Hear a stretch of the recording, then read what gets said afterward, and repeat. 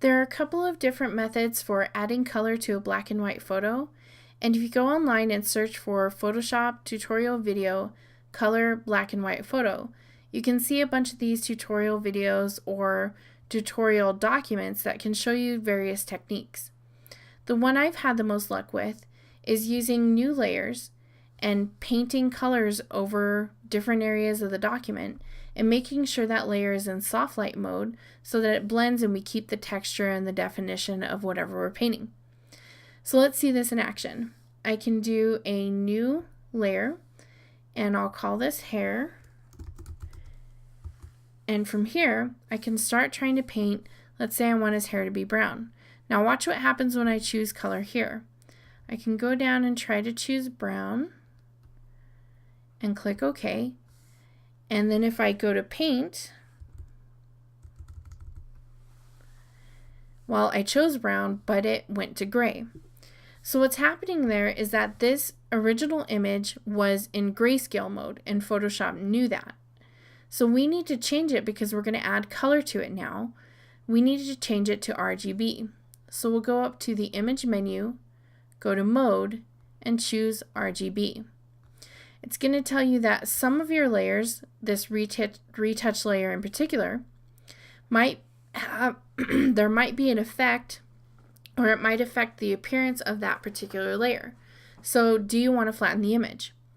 Be careful. If you flatten the image, all of those layers are going to flatten together, and that might be a good thing because I like the retouch layer above this background layer because it makes it look like a better photo that's not damaged.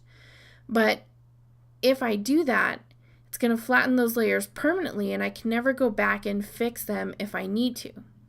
So make sure you've saved this with the layers intact and then maybe open it and resave it as version 2.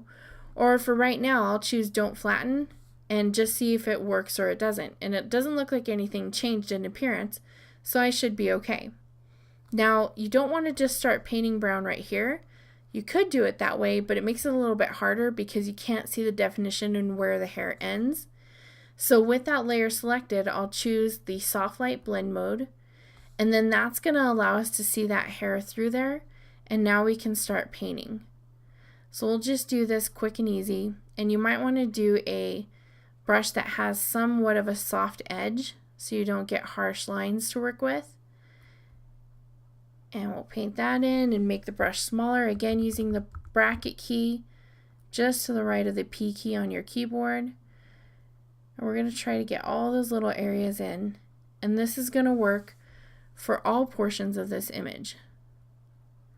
So now I can go ahead and do a new layer, and I'll call this one jacket. And let's say I want him to have a blue suit. So I'm going to go over here and change the suit to blue and make my brush a lot bigger. And again, I forgot to change it to soft light. No big deal. Change it to soft light now, and I can go back through and repaint that suit.